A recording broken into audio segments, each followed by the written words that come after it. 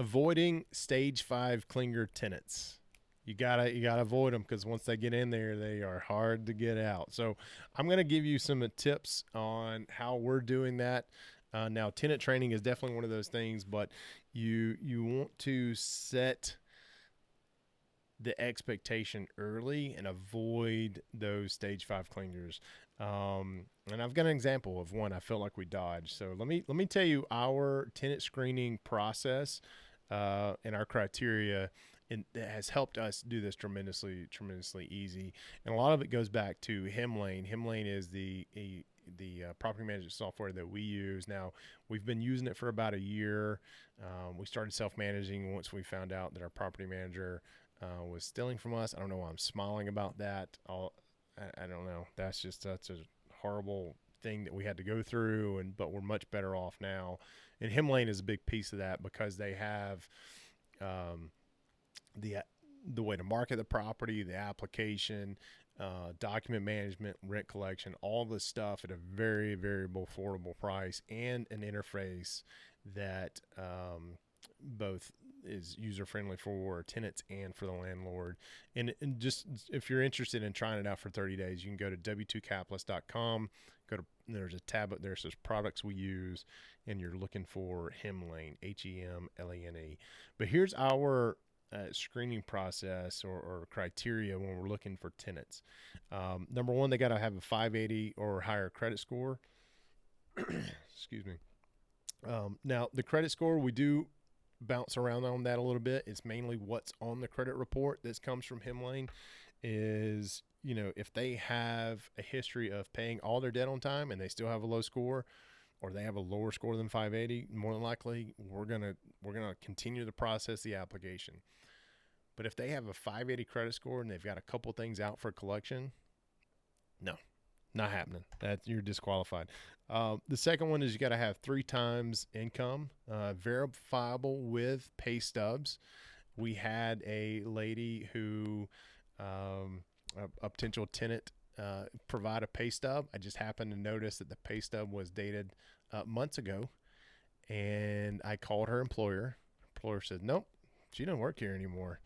So it's interesting. I'm going to tell you how to give it. So, and when calling employers, part of the application process that we have with HEMLANE is you can collect employer information. I don't rely on that information. They can put whoever they wanted to. They could put their cousin. They could put, whoever they could put on there. And you would call that number that they provide, not knowing any different. So we just asked for their employer. We asked for pay stubs that has their employer name on it. And then I'll Google that employer, get the main number, and dial and ask for somebody who's in HR or things like that. So I don't rely on the number they give us. The other thing that when through HEMLANE, when somebody applies, we ask for a credit and background check, right? So the credit, we talked about the background check, we look for to make sure they have no evictions, and then make sure there's no criminal or legal issues with there's no drug activity, no battery, nothing really. I mean, if there's a speeding ticket on there, okay, so what? But nothing where it's going to potentially cause an issue with the rest of our tenant base.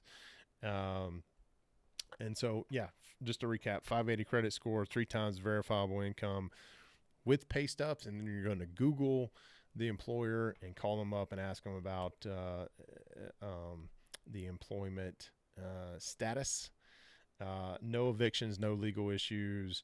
And we're able to collect all that through HEMLANE. Now, one of the things you might run into when you're calling employers is they may say, well, we can't give out information. I was like, I'm not looking for information. They put your name down as a reference to verify that they're still employed. I just need to know if they're still employed. That's it. And usually you'll get an answer for that. And so you got to screen for them and stick to that criteria. Whatever you come up with, it's going to give you less issues. But you got to trust your gut. And here's a story I wanted to tell you guys about the stage 5 clinger that I feel like we avoided. But we had a unit that was being turned, and the application come in, and the lady said, hey, I need this. I'm desperate. I got to have it. can I move in tomorrow? And I was like, well, it's not ready. I don't know why I'm doing my head like I'm playing the piano with some dark sunglasses on. But anyway, I said it's not ready, and quite frankly, just to be transparent with you, we've had over 100 applicants for this unit, and you're kind of pretty far down the list. And I was like, but if you're willing to put down a non-refundable security deposit, then I'll reserve it for you, and I can hold it, until probably about a month afterwards. And so she did. She put down $500 non-refundable. Time came for her to move in, and I've been communicating with her up until that point. Hey, we got 2 weeks out. We've got a week out. Hey, it's ready. Calls, text, going to voicemail, nothing being returned, no bi-directional communication whatsoever. And we ultimately ended up, renting it to somebody else. And comes that damn expensive Blue Ridge train. I will miss hearing it. I'll miss sitting on this patio for sure. But guys, anytime so she didn't move in, and we rented somebody else. And then 2 months later, after we rented it, here come the messages again. Hey, I'm desperate. I need a place to live or move to. You got anything available? And a day or so went by. I wasn't able to respond, and I get multiple text messages and phone calls from this young lady about wanting to know if we had something available. And I was like, no, we don't. We don't even have anything coming up, in the next 3 to 6 months. And she finally opened up. She goes, well, I'm pregnant and I'm desperate and I need a place to stay. And I'm like, you know what? I would like to help you out, but you are showing signs of not being a good tenant. And so I didn't tell her that, but I just said, look, we don't have anything coming up. So trust your gut, create your criteria, trust your gut, and avoid those stage 5 clingers.